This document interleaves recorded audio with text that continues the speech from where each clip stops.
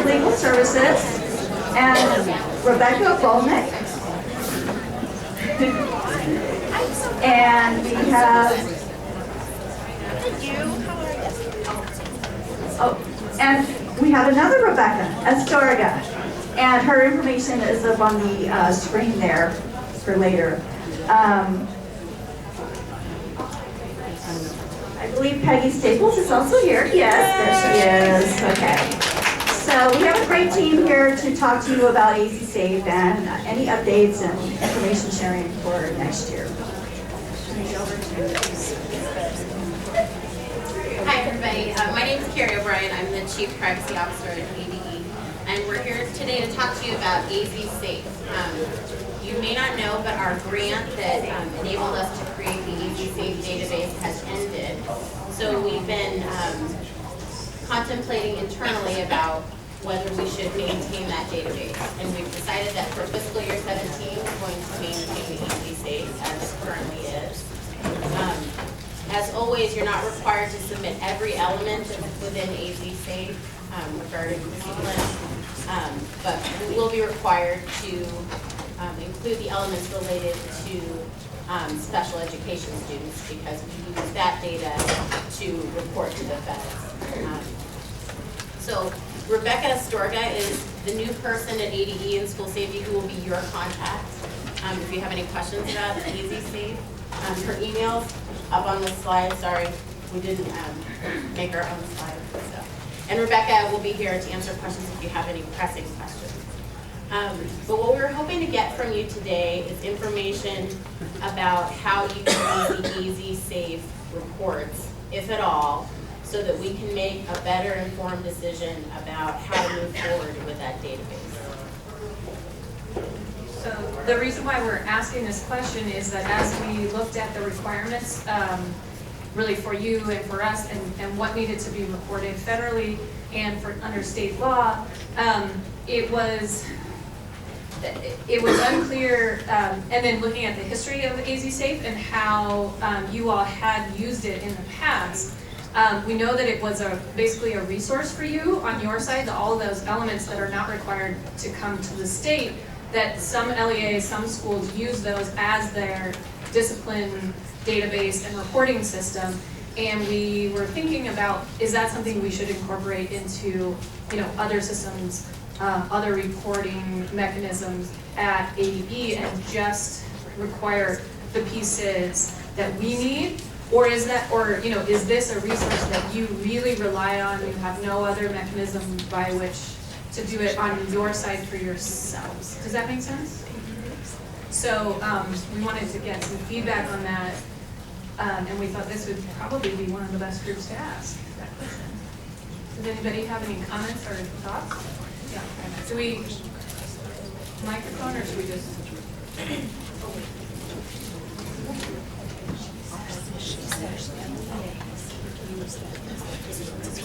This is Tempe Elementary, and we only use AZ Safe just for reporting. We have our own student management system where we put everything on, so we use that for our reporting.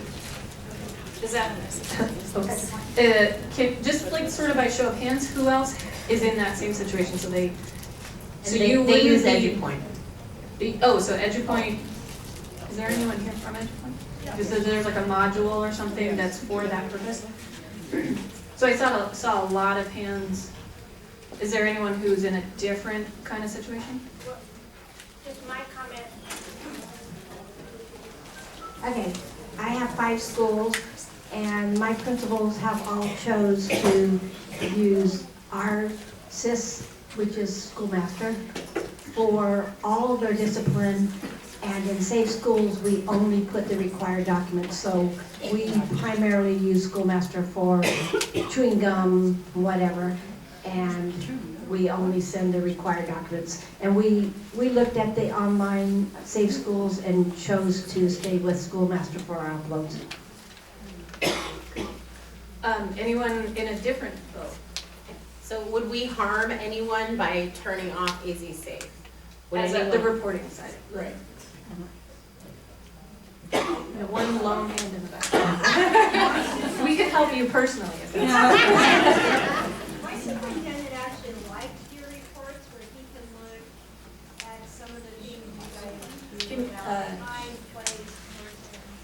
Okay, her comment is that her superintendent likes the reports that are generated by AZ Safe and that they were useful. So, okay. Yeah, that's interesting because there, you know, and when you make that comment, do you mean things that are outside of the scope of what's required to submit to ADE? No, we just said what. I'm sorry, can you repeat that? We just said what's required. But what your superintendent likes to look at, is it the stuff that you send to us, or? It's the stuff we said to you and the way that you guys pull it. Okay, so they like our reports better than the vendor? Yeah, we're a small charter school, and we also like the ability to do direct reporting through AZ Safe, because we very rarely have more than 5 to 7 special ed kids, and it's not viable for us to buy the module for the our SIS.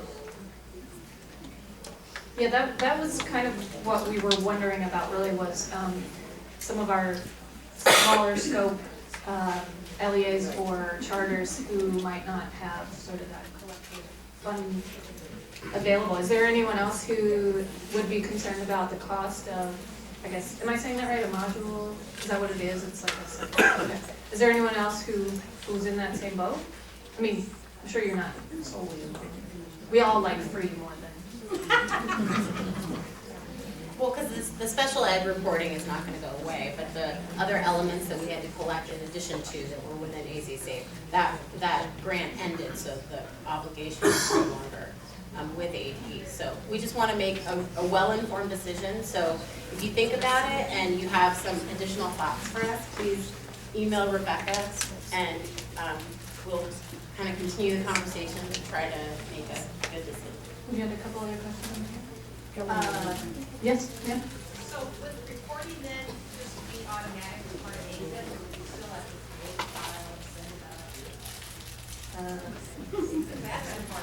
So the question is, you mean like, if we got rid of AZ Safes, would it just be part of? For the special ed. Right. whatever you need? So, well, I think that's part of the question. We don't know what we would, the question is, if we stop doing what we're doing now, what should our next option be? And that's exactly, so that's what you would prefer? Yeah. Is that something, do other people agree that they would, if we made a change, that it would be nice if it was just part of basics, is that what you said? And it was something just, you guys like clicking the button. You need to make sure, if that happens through AZADS, that the data goes anonymously. So the comment was, if that happens in AZADS, the data has to go anonymously? An anonymous student ID number. So with an anonymous student ID number, I'm not sure. I believe all we report to the feds is aggregated data, so none of the data would be leaving ADE in an identifiable form. Yeah, we never send any data to the feds But identifiable. I understand that, but the deal was when AZ Safe came online years ago was that we could mask who the students were when we sent the information to you because of the privacy around discipline data. So I know that you can, So but if you're gonna make it so it can go through AZADS, we still need the ability to mask the data. Okay, why? Privacy for our students. Right, so I think that ADE would have a legitimate educational reason to receive that data, but that's something we can certainly revisit. No, because all you're sending, you don't need student level data, you guys just need aggregate numbers. this is gonna start to get out of our level of expertise. I'm looking for help. So the one thing I can say is, as part of AZ, it's been on the roadmap to look at this data. We haven't looked at it yet and gotten requirements to determine how it's going to be done, but it's on the future roadmap that right. we have Yeah, to and talk that's what we're here to gather feedback about. But so Carrie didn't mention that she's also a lawyer. She is not the department's lawyer, that the AG's office represents us, but she's our our esteemed legal expert, and anytime we have a question about, like, does it have to be anonymous, what does the law say? Carrie has this amazing ability to find the answer for us, so But we hear we'll your just- concern, yeah. and we'll certainly look at that to make sure that we're collecting the information in the format that we should. Yeah. Carrie, can I make a suggestion over here? Those of us that were here when AZ Safe started, the person identifier piece, the student identifier piece was a big deal. Okay. It's a big deal to our parents. It's a big deal to many of us in this room. So my suggestion to you guys is to put together some sort of a group, a smaller group than this, to discuss these issues before you make any plans. That's great. Because otherwise you're gonna be standing in front of a fire line that you don't wanna be in front of. Sure, yeah, and we should also say that, you may have noticed that there's, like, all of our faces are new. There's been quite a bit of turnover and changes, in the staff, so we're definitely coming up to speed. We are able to rely on some, Barb says hi, and she says, welcome to Rebecca, and to be nice to her. Barb Micklin, who is no longer in school safety, but we definitely don't want to recreate the wheel, so if there are notes or anything that you guys have from any of those previous conversations, that'd be great. And I would say that probably, I love that suggestion, and maybe if you are interested in being part of that working group or discussions or whatever, that you can contact Rebecca and we can put together, I'm gonna speak for that. And we have another question. Just, we still have to submit next year changes, right? Correct. Same way with- Yes, and for 17, nothing's changing. Correct. So what we're talking about is looking at changes that, how we might want to make changes for 18. So suggestions like we want it in AZEDs, or we don't want, SACE IDs, or we want only aggregate. That kind of stuff is what we'd like to look at because, in addition to what discussions happened a few years back, the laws and requirements have changed slightly. Well, and also, we're trying to be thoughtful about it because, we don't have this grant paying for the AZ Safe database anymore. We know we have a smaller reporting obligation, so, we don't want to harm schools that rely on the reports that can be generated by AZ Safe, but we're trying to weigh the costs and benefits, knowing that it'll cost the state money to continue maintaining the database. Are there other Appreciate your thoughts. questions or suggestions? We'll take your question too, just a moment. I just wanted to clarify that if you go to the AZ Safe website, it does have Barb Nicklin's name and contact on that, and that will transition and change to my name, so I'm putting up my email today so that you have that. Currently, inquiries are being forwarded from Barb to me. And so I'll just take this opportunity. There's been a lot of similar questions that have come. One is that because SACE had not adopted the new codes, neither did AZ Safe, so use your old codes going forward until any change or updates have been made. And as far as the due date, historically it's been early July, although a specific date has not been given. And so those are two questions that I've received a lot from the field, so I just wanted to take the opportunity to share that with you. You had a question? Yes. Yeah, just a suggestion to kind of define the terms that you're using. When you say AZ Safe, like for me personally, I didn't even know you could submit individual student information to AZ Safe. Because I've always done uploads. And so when you say we're thinking about getting rid of AZ Safe, I'm like, great, no more uploads. But that's not really what you're talking about, right? You're just talking about basically the SACE Online of AZ Safe. Getting rid of the entry piece, not the upload piece, not the reporting section. Right, we're talking about, there are changes in the requirements for us, and we have this existing technology, and do we want to maintain that technology? Do we want to transfer the requirements for the upload or the reporting or whatever it is to a different technology, such as somebody, would prefer that it's all in AZ?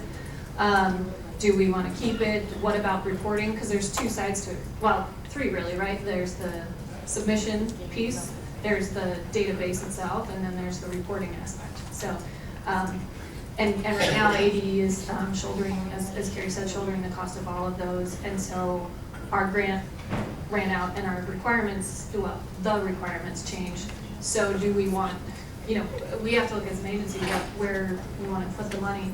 And if this room had unanimously said, oh, please God, do not get rid of the reporting from, AZ Safe, we would have said, okay, that's a really strong message from you, but that's not really the sense that I got. You know, so that was the kind of feedback that we were looking for, is what do you use, what do you need, what do you care, care a lot about, so. Were there others? Yeah. I just wanted to make sure I understood about that about the old code. So you're talking about like the sped codes and information that came, that the new codes are adopted by ASCUS, but the old codes are still being adopted by SAFE. So SAFE still looks at the old codes because SAFE still looks at the old codes because of SAFE. Correct? So the question was about the codes. So MIID is the correct term, but SAY still uses the old representation of that code, and so that is why that needs to be continued to be used in AZ SAY For the uploads. for the uploads, yes. For this year. For What about this year. next This year and next year, so Until any changes or updates have been made. until you get an announcement, continue as you have been. Yes. But are the SPED folks for SPED transactions saying the same thing, that the old codes in 817 are to be maintained? Can you repeat that?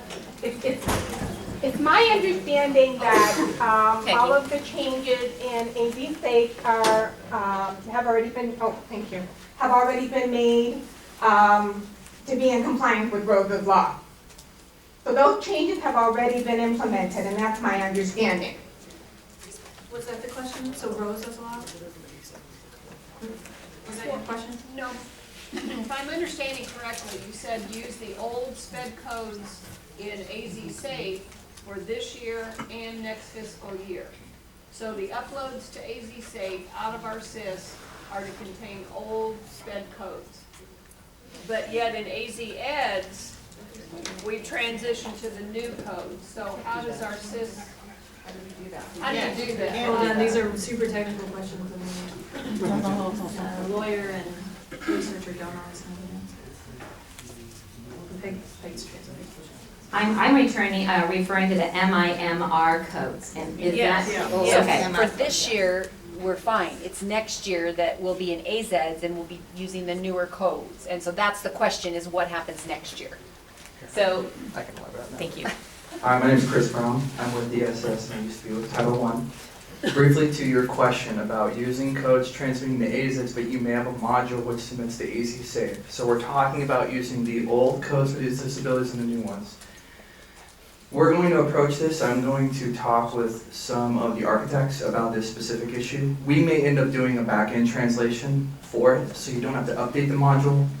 What we don't want to do is make a new standard for the module on the presumption, because we don't even know the output of what AZ Safe is going to look like. So that will be looked at and addressed, but it is on the forefront topic. And you'll let our vendors know, because that's who really needs to know. Correct. Okay. So we just don't know at this point in time if we want to present to the vendors on how they transmit that code, for example. Yeah, we're really at the beginning of trying to figure out what we're gonna do, so these kinds of like detailed comments and feedback is really important for us to make sure that we do what's easiest, best, cleanest, all that, so thank you for that comment.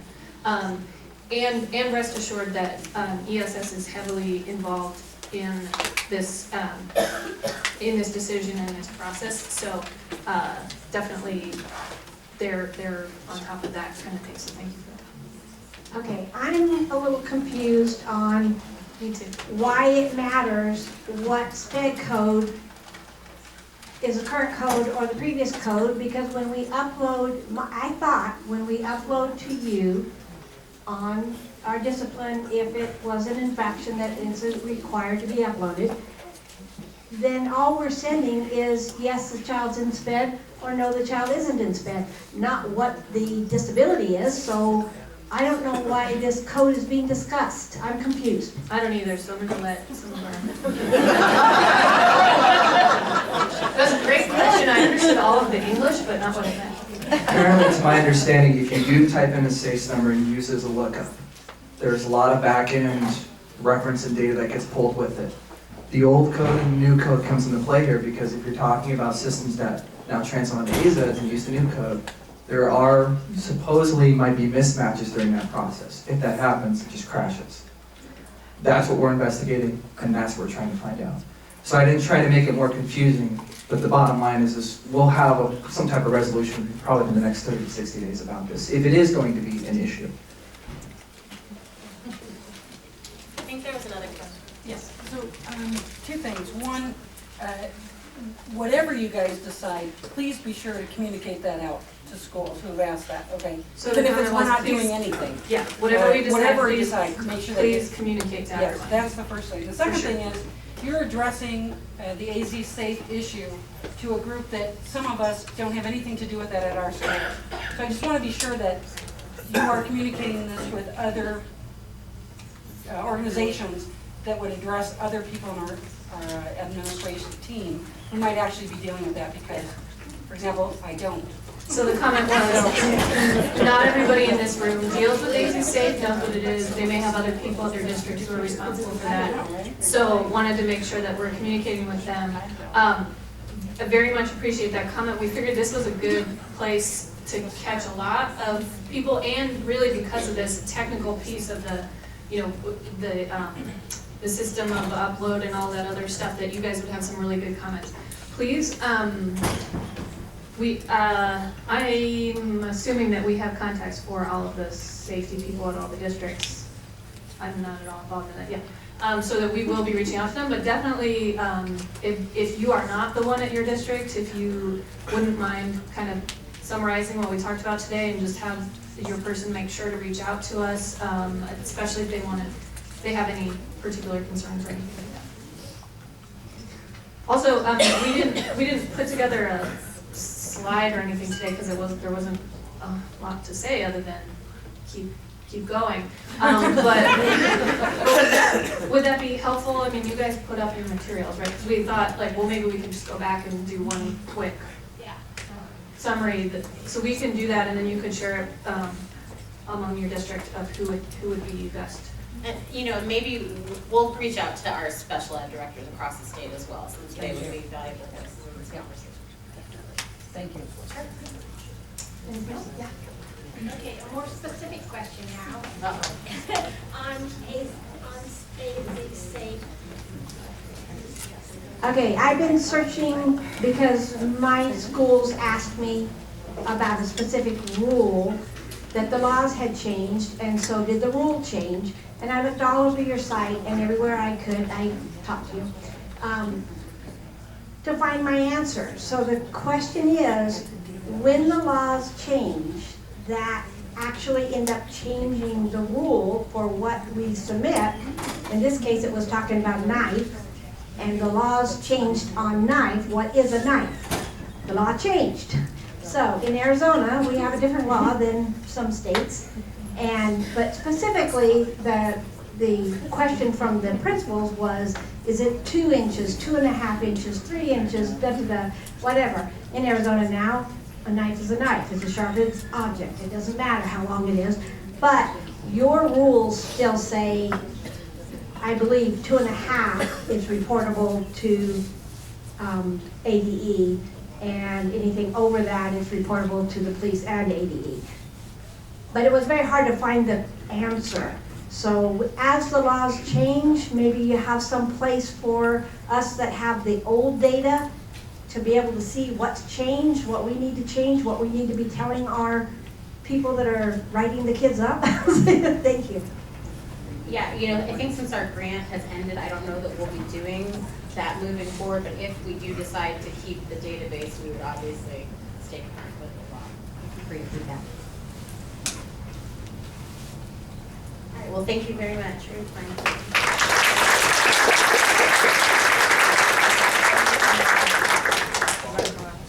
Thank you again for being here. Okay, before Randall gets started, I've asked Mark to come back and clarify some things that he said earlier, and refer back to the presentation that he's provided. So he's going to do that, and then we're going to have Randall talk to us about, okay? Or is it on here? Okay. So I need to clarify, and please understand that there's so much going on inside my head that I'm just like you and sometimes, so I'm gonna go back to a slide and show you where I had it on the slide and I read the slide. Chandler turning off, this was this week. They're turning back on with AZs to say dwell. They're not off permanently. All right, but, and that's the steps that I said on that slide, back, this slide. Turn off AZs to SACE. This is when Part 2 is live, but they're willing to wait a month because Part 2 is not live. Is turn off AZs. LA submits all transactions in AZs, make sure it's right. LA validates transactions in AZs. Turn on AZs to SACE 2.0. LA validates SACE, which should be the same or similar. If at that point we still have errors, then it goes into the manual process post the end of year. At the end of this. If that caused confusion, then don't call school finance and say, oh my God, turn it off. No, I recommend you wait till AZs to SACE 2.0 is working. Because if you're already on AZ, you're already frustrated. I already walked all through that.